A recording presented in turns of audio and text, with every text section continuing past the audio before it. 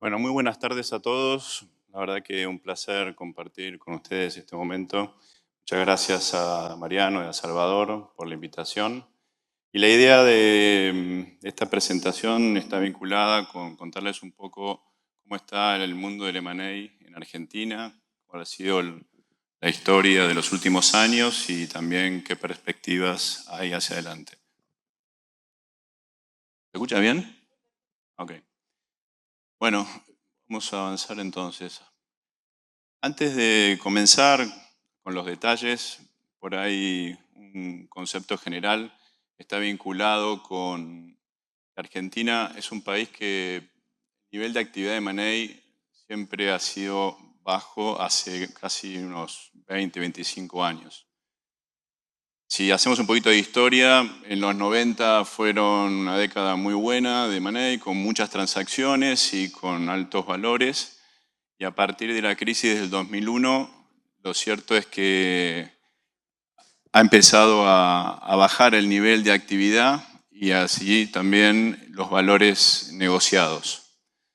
También, obviamente, que en términos de contexto político y económico afecta de manera directa y eso se ve bastante bien en el gráfico, donde si vemos la primera parte de lo que fue el periodo de 2016 al 2019, que tiene que ver con el gobierno de Macri, había muchas expectativas respecto de toda la actividad de M&A, de las inversiones, etc.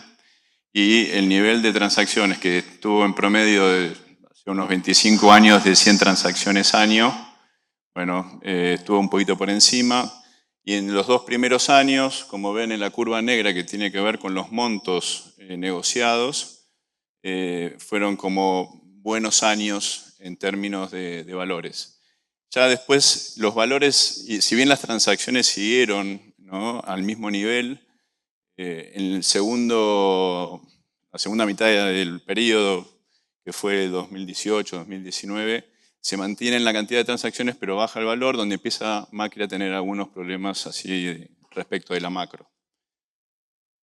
Luego, con el cambio de gobierno, el presidente Fernández baja el nivel de actividad de manera importante. No solo baja el nivel de actividad, sino que baja el nivel del monto de las transacciones, ¿sí? Como ven en la curva negra está muy pegado al eje de la X.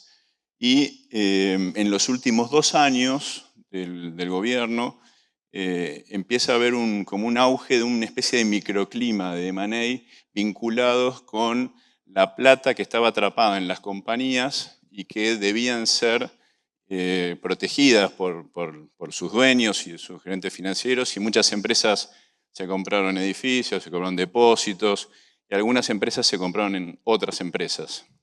Entonces hubo una actividad de M&A, pero más vinculada a un contexto específico de restricción de salida de dividendos, más que a una atracción en términos de país.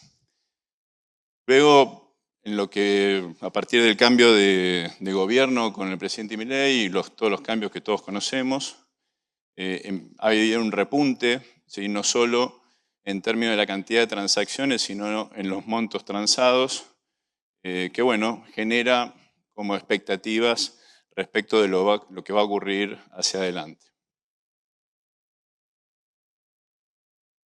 Si miramos un poco la composición de cómo ha sido y cuáles son los sectores que han sido beneficiados en estas transacciones, podemos ver que la mayoría se la lleva energía y recursos naturales, energía, minería, que obviamente Argentina se caracteriza y se distingue por sus cuestiones y sus recursos, y la posibilidad de tener una fuente importante de generación de futuras divisas también, y características únicas que la distinguen. También en lo que es tecnología y media es otro de los sectores que se ha beneficiado, ¿sí?, al igual que lo que es ya en una menor medida alimentos y agro, que también tiene sentido en función de las características de nuestro país. Y después empiezan con otras categorías con menores porcentajes, donde se encuentra la de retail, ¿sí?, que está del 5% para abajo, o sea, con poca actividad. Si miramos quiénes son los que estuvieron comprando estas compañías, casi la mitad, un poquito más de la mitad, son extranjeros, ¿sí? O compañías que, digamos que capital extranjero que están en Argentina. Y lo que es interesante, que también está en línea con lo que les comentaba respecto de las transacciones a partir del nuevo gobierno, fíjense en los tamaños de las transacciones.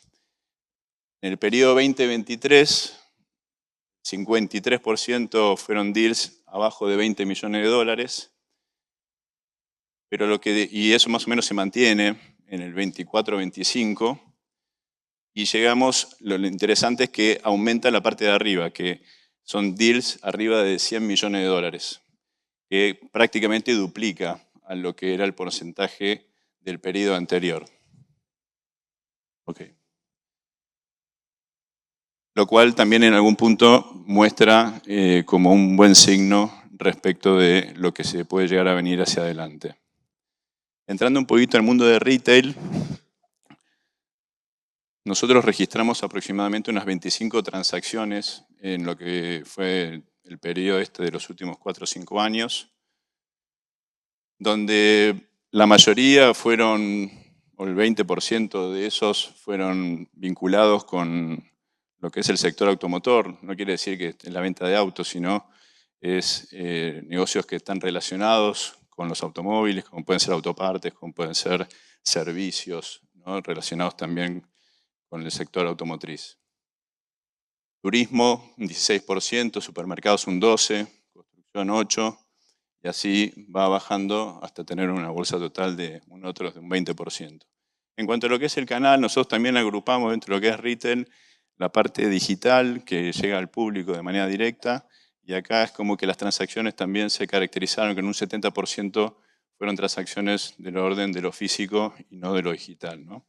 Mientras que ahí tuvo un 32% en el caso de lo digital. Entrando un poquito en Latinoamérica, como para comparar la foto del retail, acá se ve como que las categorías cambian, ¿no? Lo que es la primera categoría tiene que ver con supermercados, alimentos, shoppings, indumentaria y recién ahí automotor. Y a la derecha lo que les comentaba anteriormente respecto de cómo se lleva la torta. Lo cual es interesante el dato porque es un proxy de lo que puede llegar a pasar en los próximos años, teniendo en cuenta que la base y la fuente de la información de donde salen estos datos de Latinoamérica corresponden a países con un poquito más de estabilidad y con un mayor nivel de transacciones. Quiero apurarme para honrar al tiempo de los 15 minutos que me pidieron encarecidamente que tenga. Me quiero ir a lo que son las perspectivas. A ver, en términos generales, creemos que vienen como buenos años para el M&A, ¿sí? Creemos que vienen buenas cantidades de transacciones. Estamos viendo y recibiendo llamados de gente del exterior y estamos trabajando en varios mandatos de venta de compañías donde están averiguando qué está pasando en el país. A diferencia de lo que es la venta de compañías, de lo que pasó en el pasado, ¿no? de los últimos, voy a retroceder un par de slides para mostrarles el cuadro ese de los deals más destacados, que también me da pie para comentarle un poco esto, que es el tipo de deal que hubo en Argentina a partir de los últimos 4 o 5 años. Fueron deals de oportunidad, fueron deals donde principalmente muchas empresas internacionales se retiraron del país. Aproximadamente 70 empresas, ¿sí?, se han ido del país en los últimos 4 o 5 años. Es una barbaridad, la verdad que es un dato bastante malo. Y fíjense en estas compañías que a pesar del cambio de gobierno, una compañía como Macro se va y la toma Cencosud. Nosotros estuvimos ahí asesorando a la gente de Cencosud en esa transacción. Y fíjense también lo que fue el grupo Regency, que es un grupo de Panamá, que nosotros también estuvimos asesorando en la compra de lo que fue Nike y lo que fue Zara en Argentina, donde yo hablaba, medio de la negociación, hablábamos con la gente de Zara de España, ¿no? Y le decíamos, che, ¿cómo puede ser? Milei ya gana y va a haber un cambio de gobierno, y los tipos te dicen, che, nos cansamos de Argentina, nos cansamos de los problemas de Argentina, de la persona que maneja internacional, que maneja todo el mundo, maneja el 80% de su tiempo lo dedica a Argentina y el 20% al resto del mundo. Entonces, ese tipo de cuestiones son cosas que obviamente no han favorecido a que la actividad de M&A se desarrolle bien y que muchas compañías hayan decidido salir. Entonces, nosotros estamos viendo que ese tipo de transacciones de las empresas multinacionales que se van del país está disminuyendo, ¿sí? O sea, está como apagándose, gracias a Dios.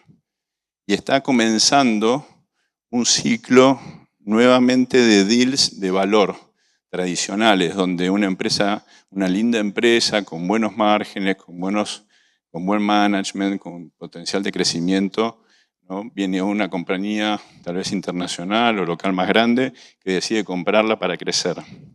Ese tipo de transacciones está empezando a aparecer. Nosotros estamos en algunos procesos donde de repente hemos convocado a mucha gente del exterior, obviamente, pues tenemos una red así global que se dedica a lo mismo que nosotros, y de repente si tenemos 5 compañías que vos decís, esta empresa debería poder comprar a esta compañía, y de esas 5 te quedan 2, porque las otras 3 te dicen, che, Argentina todavía no. Digo, pero mirá, salimos del cepo, mirá lo que miré y no sé qué sé yo. Bueno, no, todavía no.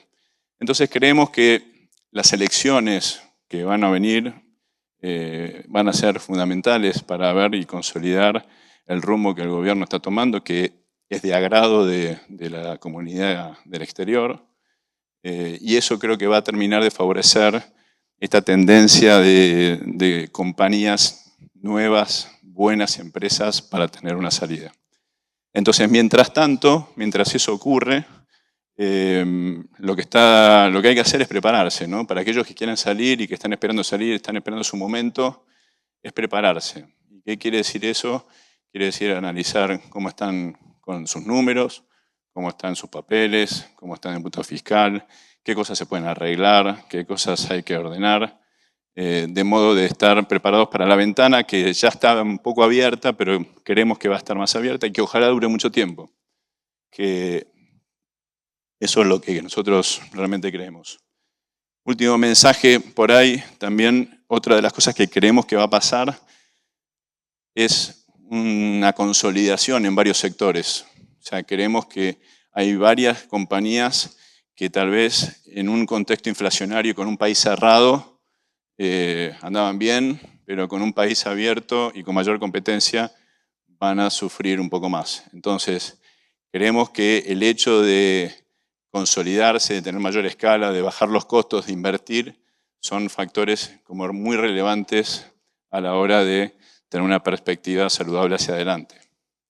Y en términos de retail, bueno, la apertura comercial y la recuperación del consumo y también una eventual reforma laboral, creo que también son cosas que pueden llegar a favorecer a que esta actividad funcione mejor y que el retail tenga mayor peso en términos de M&A. En lo personal creo que yo confío en que vamos a estar mucho mejor. Ojalá que podamos seguir en este camino de dar reglas de juego claras y previsibles en el tiempo, que son la base para este tipo de cuestiones. Nadie invierte donde no se puede llevar la plata y nadie invierte donde le cambian la regla de juego todo el tiempo. Con lo cual, ojalá que eso persiga, porque la verdad que creo que va a ser bueno para nuestro país y para tener un país más sano y más lindo, que creo que nos lo merecemos todos. Así que muchas gracias y que disfruten del resto del día.